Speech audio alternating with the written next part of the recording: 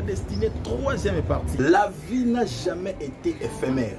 Elle est le don de Dieu le plus précieux. Ce qui est éphémère, c'est ce que vous choisissez d'en faire. C'est ce que l'homme choisit d'en faire. C'est ça ce qui est éphémère. Mais la vie n'a jamais été éphémère. Elle est le don de Dieu le plus précieux. Abonnez-vous et activez la cloche de notification pour ne rater aucune de nos prochaines vidéos. C'est une manière de nous soutenir, de nous pousser d'aller de l'avant. Ne choisissez pas des choses éphémères.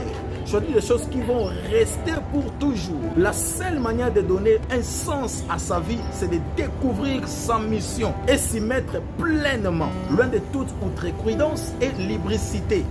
Outrecuidance et lubricité, c'est-à-dire confiance excessive de soi. La confiance, c'est très important. Mais la confiance excessive de soi détruit un destin. Ne sois pas excessif dans la confiance. Parfois, il faut passer par le pire pour obtenir le meilleur. Dans le combat de la destinée, parfois, il faut passer par le pire pour obtenir le meilleur. Il est fidèle même dans la vallée de l'ombre de la mort. Il permet certaines situations difficiles pour notre avantage. Il permet certaines situations difficiles pour notre avantage. Avantage pour ton avantage, pour mon avantage. Il sait ce qu'il fait Dieu. Pour expérimenter le miracle de Joseph, il faut accepter la trahison et développer la sanctification. Il ne faut pas développer les soucis, les inquiétudes et les excès de prière sans foi. Il ne faut jamais. Il y a des gens qui développent les inquiétudes pendant la journée. Tu peux commencer à penser toute la journée, penser. Non, et il ne faut pas développer les inquiétudes, le souci et les excès de prière sans confiance. Les excès de prière sans confiance, sans foi, bien-aimé dans le Seigneur, là vous faites un mess à faire. Mais développez la confiance.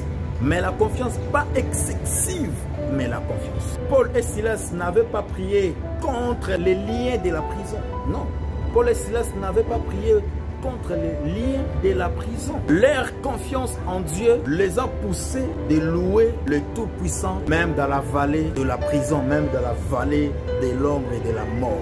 Mes frères et sœurs, même dans les difficultés, louez le Seigneur. Dans les combats de la destinée, bien-aimés, il y a certaines situations qui nous arrivent, ne nous donnent même pas la possibilité, le courage de louer le Seigneur. Mais je t'encourage, même dans la vallée de l'ombre, même dans la prison, même dans les difficultés, louez le Tout-Puissant. Louez le Seigneur devant les obstacles et pendant la tribulation qu'il a déjà vaincu. Devant la tribulation, devant les obstacles, louez toujours le Seigneur. Et tu vaincras tes combats. Dieu aime des personnes pareilles.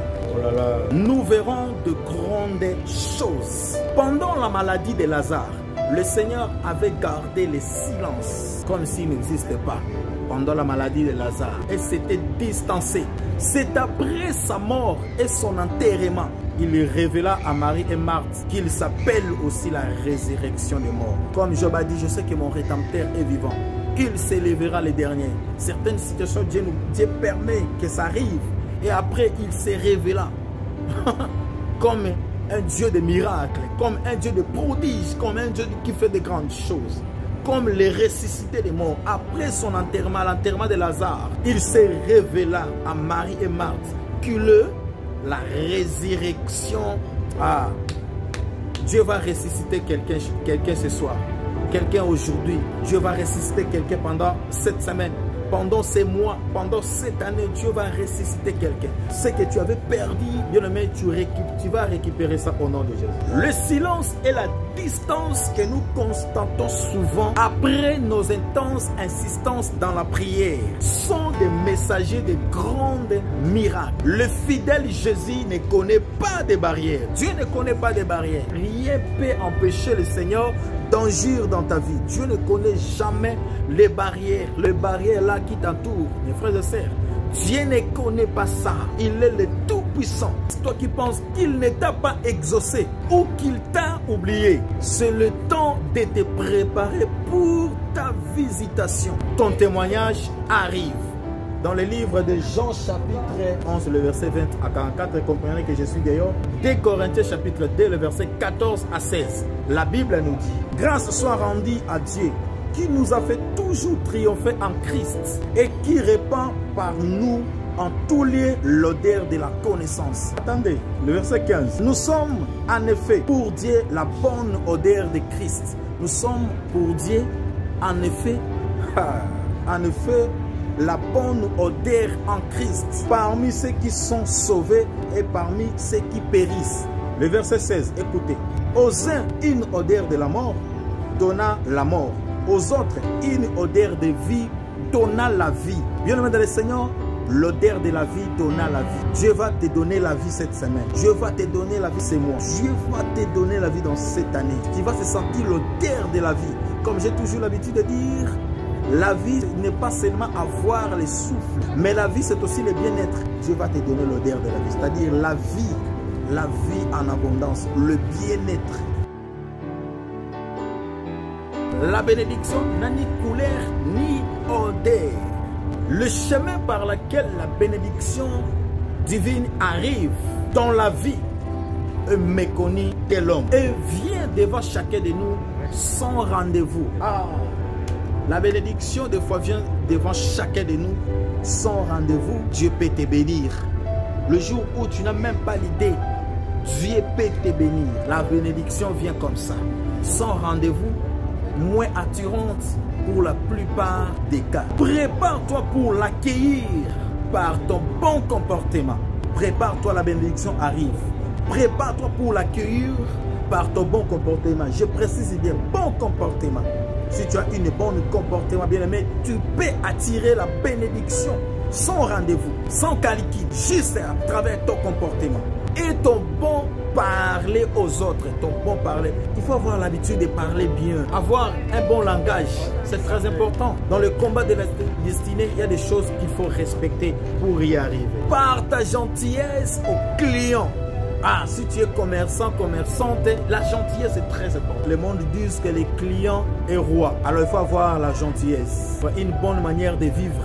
Là, bien aimé, tu peux attirer la bénédiction. Tu ne sais pas. Et la personne qui est devant toi, peut-être c'est lui, ta bénédiction de cette journée-là. Par ton honnêteté dans les affaires. Dans les affaires, restez honnête avec tout le monde, avec les collaborateurs en fait. Restez honnête. Par ton sérieux dans le travail, par ta propreté et ton habillement dans la société humaine. À travers la propreté, je te dis, tu peux accueillir la bénédiction. À travers ton habillement aussi, tu peux embrasser la bénédiction. Sois propre, habille-toi propre. La Bible nous dit, il faut habiller d'une manière décente et avec pudeur. Ne dis pas comme tout le monde. Paul a dit, tout me permet, mais tout n'est pas utile. Tu peux t'habiller comme tu veux, mais est-ce que est utile? Cela est utile pour toi de t'habiller comme tu veux partout? Non, il faut arranger des fois les choses. Par ton insistance et ta persévérance dans la prière. Il faut persévérer. Je répète encore ces mots. Celui qui persévérera jusqu'à la fin sera sauvé. Matthieu 24, 13. Par ton insistance dans la prière.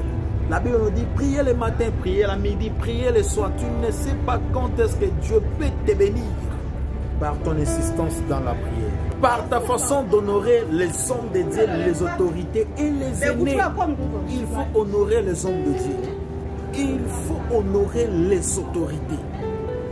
La Bible nous dit toute autorité vient de Dieu. Malgré il y a certaines autorités qui ne viennent pas de Dieu, mais attention, même si cette autorité-là ne vient pas de Dieu, mais pendant que l'homme est déjà autoritaire, il faut la respecter. Honorer aussi les aînés. Non, il faut honorer les aînés. Comme je suis là, je dois honorer mes aînés dans la foi. Je dois honorer mes aînés dans YouTube, dans l'Internet. Parce qu'il y a des personnes qui avaient commencé avant moi. Je dois l'honorer. C'est ça le principe de la vie pour entrer dans la destinée. Saisis les opportunités qui s'offrent devant toi. Et ne néglige pas les hommes à tes côtés. Sois bon avec tout le monde.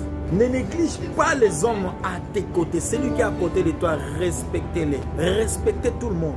Sois bien envers tout le monde. Sois bon envers tout le monde. Tu ne sais pas là où Dieu peut te bénir. Sois sensible à la voix de l'Éternel. C'est tout ça. Car même un petit enfant, Dieu peut utiliser même un petit enfant pour te bénir, pour apporter la solution dans tes problèmes. Même un petit enfant, il faut les respecter. Vous allez lire ça dans le livre de 2 Rois chapitre 5, versets 1 à 14. C'est dans les petites choses et dans le petit principe que Dieu cache de grands mystères pour nos destins. C'est dans les petites choses que tu le vois. Dieu cache de grandes choses et de grands mystères pour nos destins. Sois sage, jeune femme. Pourquoi je l'ai dit ça? Écoutez, toi aussi, tu peux entrer dans la cour du roi comme Esther. Sois sage comme Esther. Tu peux entrer dans la cour du roi aujourd'hui. Ne te néglige pas. Ne te sous-estime pas, jeune sœur. Sois sage comme Esther. Que le Seigneur te donne la bénédiction d'Esther, celle qui était négligée. Un jour, la femme du roi. Toi aussi, tu peux entrer dans la cour du roi comme Esther. Jeune homme, sois sérieux. Jeune homme, ne sais-tu pas que ton sérieux peut t'ouvrir des grandes portes de gloire comme Joseph et Daniel? Ah, sois sérieux.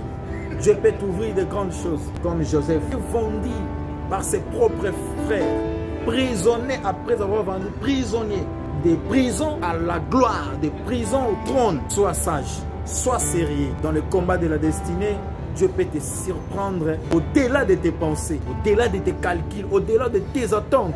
Dieu est capable, mais sois sage.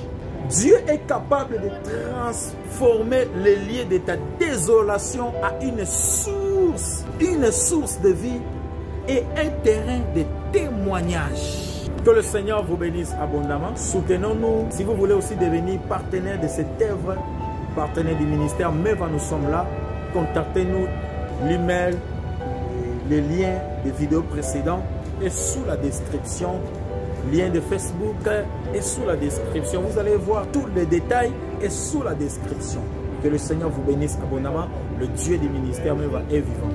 Laisse que mon Dieu vous bénisse partout où vous vous trouvez en cet temps précis. Je vous aime bien. Bye bye.